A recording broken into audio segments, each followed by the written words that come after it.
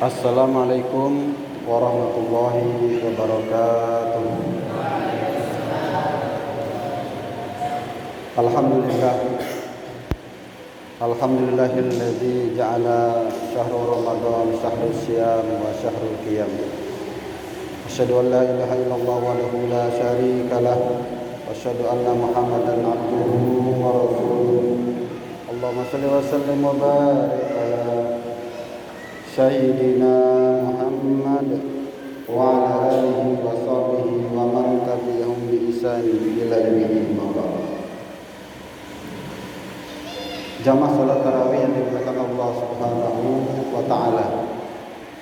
Bersyukur kita kepada Allah Subhanahu wa taala pada malam hari ini menjadi malam pertama kita salat tarawih, yang menandakan insyaallah kita berarti sejak maghrib tadi telah masuk hilal yang menjadi pertanda telah masuknya bulan suci Ramadan. Dan berarti besok pagi kita insyaallah melaksanakan ibadah puasa. Alhamdulillah, berkaitan dengan ibadah puasa ini Allah SWT berfirman untuk mengingatkan kita semua bahwasanya perintah berpuasa ini langsung adalah perintah dari Allah SWT secara khusus termaktub di dalam surah Al-Baqarah ayat 183 yang berbunyi a'udzubillahi minasyaitonirrajim ya ayyuhalladzina amanu kutiba alaikumus syiyam kama kutiba 'alal ladzina min qablikum la'allakum tattaqun. Wahai orang-orang yang beriman, kalau diwajibkan atas kalian itu berpuasa ataupun melaksanakan ibadah syiyam, saum, yang mana itu telah diwajibkan kepada orang-orang sebelum kalian agar kalian menjadi orang-orang yang bertakwa. Jadi tujuan berpuasa ini tiada lain, bukan untuk kita sekedar gaya-gayaan, tren yang terus menjadi lifestyle di dunia barat. Ternyata berpuasa ini banyak dijadikan metode medis kekinian karena sangat efektif di dalam menyembuhkan banyak penyakit. Berpuasa bukan hanya sekedar untuk kita sehat, tetapi sekali lagi kita ingin menjadi pembuktian bahwasanya memang kita orang-orang yang beriman. Karena Allah Ta'ala hanya menyeru orang-orang yang beriman saja untuk melaksanakan ibadah puasa. Dan ia bertujuan agar kita menjadi pribadi hamba Allah yang bertakwa. Masya Allah. Secara khusus yang kedua, salat tarawih yang insya Allah kita akan laksanakan di masjid ini 11 rakaat. 2, 2, 2, 2 dan witir 3 rakaat. Ada masjid yang lain 23 rakaat. Ini menjadi pilihan. Boleh 11, boleh 23, bahkan di negeri Arab sana ada yang sampai 30 lebih. Karena sekali lagi sholat sunnah. Yang menariknya sholat tarawih ini satu-satunya ibadah sholat sunnah yang hanya dikerjakan pada malam-malam hari di bulan Ramadan. Masya Allah. Secara khusus yang memiliki fadilah yang besar, Nabi kita pernah bersabda, man qoma Ramadan imanan wa ihtisaban ghufira lahu ma taqaddama min dzambi. Barang siapa yang salat tarawih setiap malam pada malam-malam di bulan suci Ramadan, maka Allah akan mengampuni dosa-dosanya yang telah lalu. Maka di bulan suci Ramadan ini ayo kita tancapkan dalam hati kita. Kita programkan betul-betul. Ya.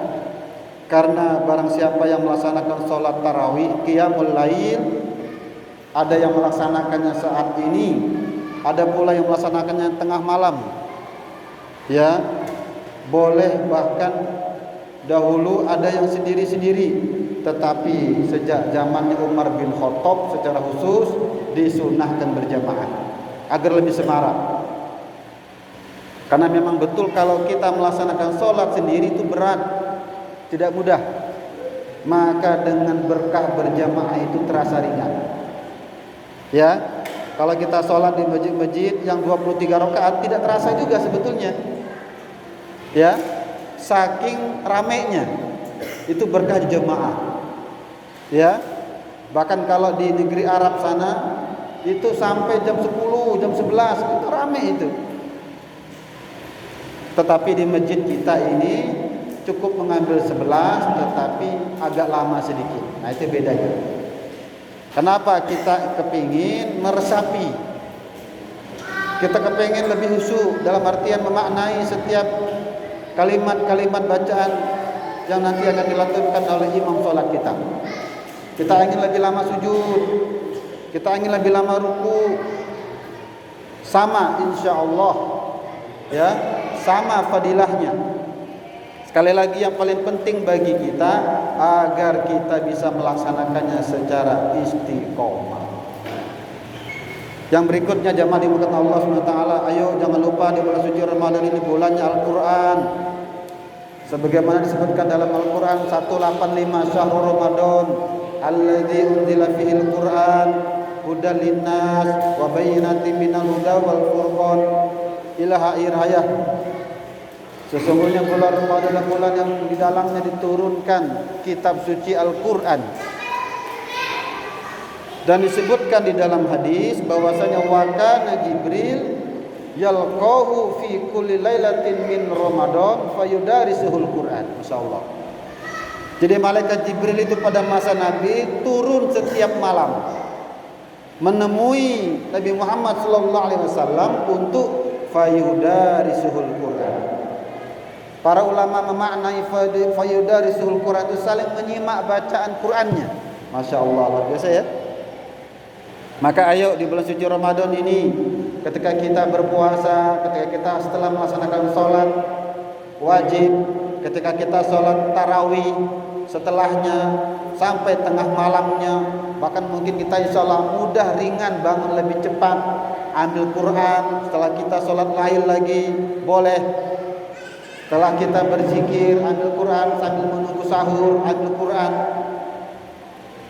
Dan barang siapa yang membaca Quran di luar bulan suci Ramadan saja, disebutkan di dalam hadis, barang siapa man qara harfan fi kitabillah falahu bihi hasanah wal hasanatu bi amsri amsalihha la aqulu alif lam harfun walakin alif harfun wa lam harfun wa mim harfun.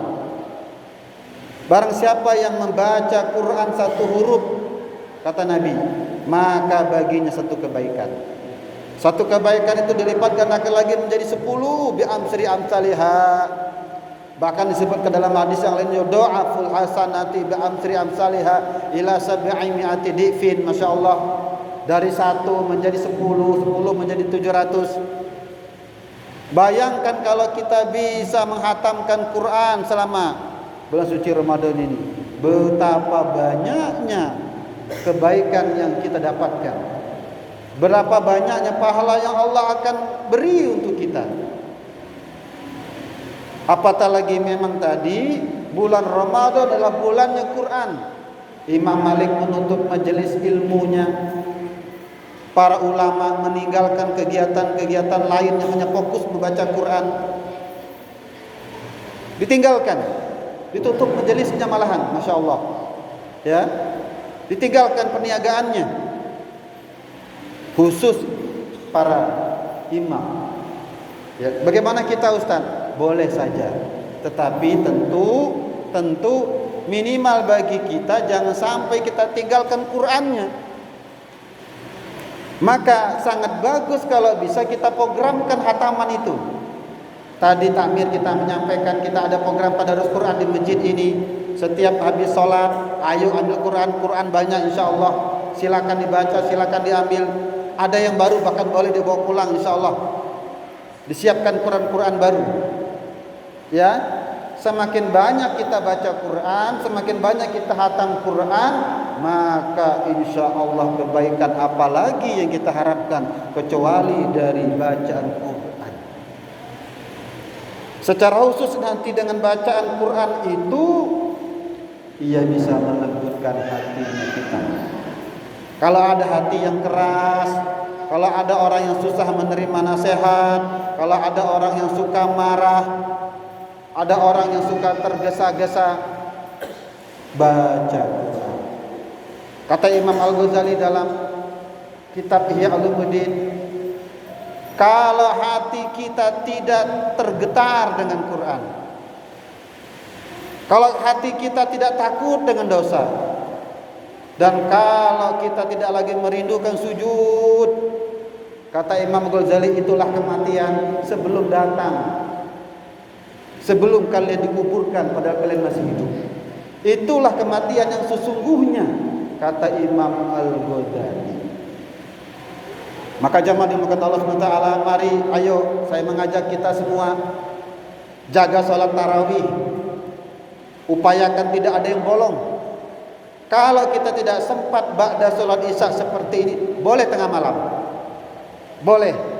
Yang beratnya nanti itu sholat tarawih itu nanti ketika sudah menjelang Idul Fitri, biasanya itu. Karena apa? Istri, anak mengajak ke pasar, biasanya itu untuk beli baju baru. Semakin malam semakin ramai, godaannya itu. Kalau kita nggak sempat, boleh setelah itu malamnya itu juga sholat tarawih. Intinya jangan sampai kita upayakan kita tinggalkan. Man qoma Ramadan imanan wa ihtisaban ghufira lahu ma taqaddama min dzambi. Kebahagiaan apalagi kecuali kalau dosa kita bisa diampunkan oleh Allah SWT. Maka nanti makna Idul Fitri itu betul-betul maksudnya adalah ketika orang beribadah sungguh-sungguh di bulan suci Ramadan, ia banyak baca Quran, ia banyak sholat sunnah, ia banyak berzikir, ia bertobat pada Allah SWT, maka nanti di penghujung Ramadan ia betul-betul ibarat bayi yang baru dilahirkan, bersih tanpa dosa. Itulah maknanya berhari raya Idul Fitri itu, bersih. Maka Masya Allah, terakhir, jangan lupa baca Quran, semakin banyak semakin bagus. Dan Masya Allah pengalaman kita berat kadang-kadang baca 1 lembar 2 lembar, tapi ketika sudah 4 lembar 5 lembar timbul rasa asik. Kalau sudah ada timbul rasa asik, kalau kita baca Quran nikmat rasanya, terus baca saja nikmat sekali itu, ya. Terutama pada tengah-tengah malam, tidak ada lagi suara-suara selain suara kita dan suara bacaan Quran. Masya Allah, indahnya bacaan Quran itu. Maka semoga jamaah dimulakan Allah Ta'ala pada malam pertama ini, mari betul-betul kita awali dengan baik. Khairul ibtida nisful amal. Para ulama mengatakan kalau awal yang baik seperti malam ini, maka ia sudah mendapatkan setengah kebaikan. Setengah akhirnya bagaimana ia bisa tinggal istiqomahnya. Jadi betul-betul kalau kita bisa mengawali awal dengan awal yang baik, itu sudah kita memiliki setengah kebaikan. Semoga Allah Ta'ala menyehatkan kita, memudahkan kita segala urusan-urusan kita, memberikan kita kekuatan, memberikan rasa nikmat kita sholat, memberikan rasa nikmat kita baca Quran, dan rasa khusyuk ketika kita sujud kepada Allah Subhanahu wa Ta'ala. Demikian yang saya sampaikan, semoga bermanfaat. Wassalamualaikum warahmatullahi wabarakatuh.